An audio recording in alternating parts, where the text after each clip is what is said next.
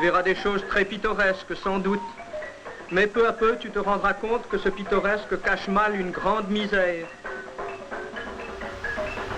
Le film de René Vauthier, Afrique 50, est véritablement, même s'il n'a pas été reçu à l'époque par le grand public, parce que la censure a fait son travail, mais a été véritablement un coup de tonnerre parce qu'il arrivait dans un paysage qui était un paysage d'exaltation par le cinéma de l'œuvre coloniale de la France.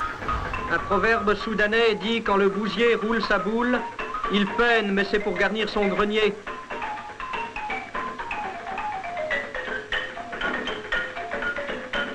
Quand les Noirs peinent sous le soleil d'Afrique, c'est toujours pour garnir le coffre-fort des grosses compagnies coloniales. C'est toujours pour remplir les flancs de ces bateaux qui attendent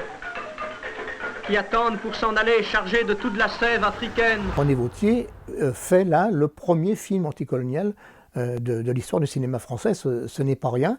Il n'est pas vu par beaucoup de Français à l'époque, mais historiquement, il marque un jalon fondamental.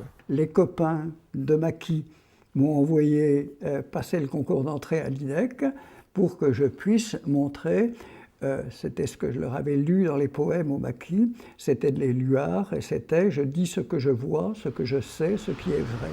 Amis, la colonisation, ici comme partout, c'est le règne des vautours. Et les vautours qui se partagent l'Afrique ont des noms. Société commerciale de l'Ouest africain, 650 millions de bénéfices en 1949. Il savait que c'est lui qui allait faire l'histoire. L'histoire du cinéma, qu'il était là où toute avant-garde réelle se porte, hein, c'est-à-dire dans l'obscurité, dans la difficulté, dans le conflit, dans le combat. Mais que c'est lui qui a raison, simplement il a raison 50 ans en avance et l'histoire lui donnera raison. Ici, le chef de village, Sikali Ouattara, a été enfumé et abattu d'une balle dans la nuque, d'une balle française. Ici, une enfant de 7 mois a été tuée, une balle française lui a fait sauter le crâne. Ici, du sang sur le mur, une femme enceinte est venue mourir, 2 balles françaises dans le ventre. Sous cette terre d'Afrique, 4 cadavres, 3 hommes, une femme, assassinés en notre nom à nous, gens de France.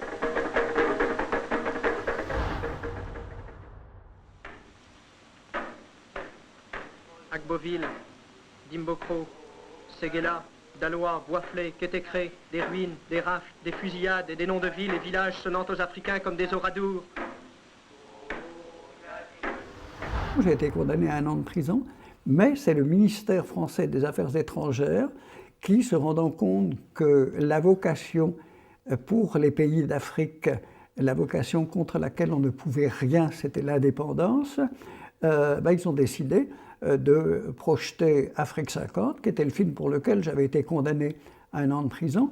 Ils ont décidé de le projeter avec mention que ce film reflétait le point de vue des jeunes de France sur l'évolution de la situation coloniale. Bon.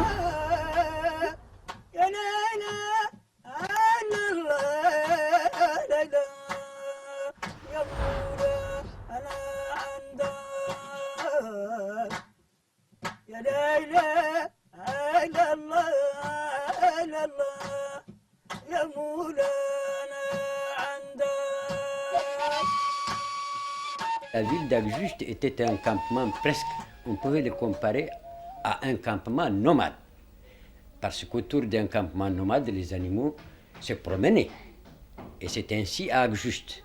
Et surtout pendant la saison d'hivernage, vous êtes en ville, comme actuellement, mais vous voyez des tentes et des troupeaux qui se promènent autour de la ville, entre ici et la mine, par exemple.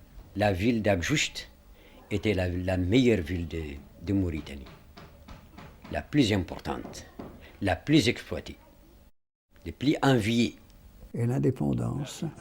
Un drapeau venu de Nouakchott remplaçant le drapeau tricolore, des soldats mauritaniens dans le Borge, des agriculteurs gagnant quelques hectares en faisant reculer le sable du désert, et les Roumis reviennent, sans uniforme, sans armes, mais bardés d'instruments. Ils sondent, ils creusent, ils trouvent, et d'autres engins arrivent pour foyer la terre. On a trouvé du cuivre et de l'or, la richesse promise à toute la région. Venez nous aider à creuser, à diriger les machines, à alimenter les fours. Et les agriculteurs et les bergers quittent les avant-postes qu'ils occupaient face au désert, s'engagent au service de la société minière.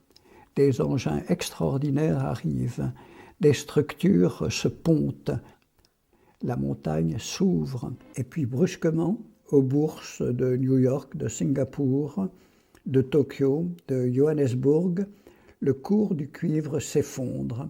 Et la société minière cesse son exploitation à Akjouj en attendant que les cours remontent. L'exploitation n'est provisoirement plus rentable, affirme-t-on.